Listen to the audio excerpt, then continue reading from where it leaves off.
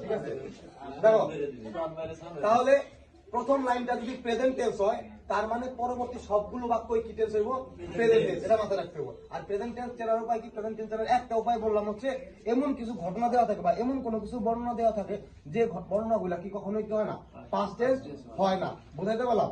এছাড়া কেমনে present tense হইতে পারে? এছাড়া প্রেজেন্ট টেন্স হইতে পারে ধরো প্রেজেন্ট মানে টেন্সটা প্রেজেন্টে আছে, টেন্সটা প্রেজেন্টে আছে মানে কি? প্রেজেন্টের ভার্ব কি আছে? কি কি অক্সিলারি আছে? যেমন আছে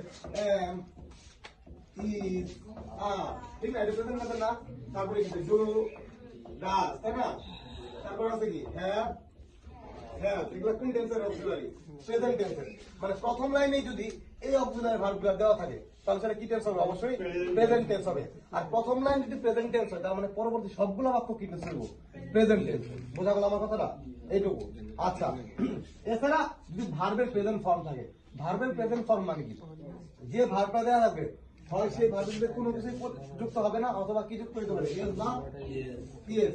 কারণ ইবি বা টি যুক্ত হলে কি টেন্স হয়? সেটা পাস্ট টেন্স হয়। কোন টেন্স হয়? Past tense.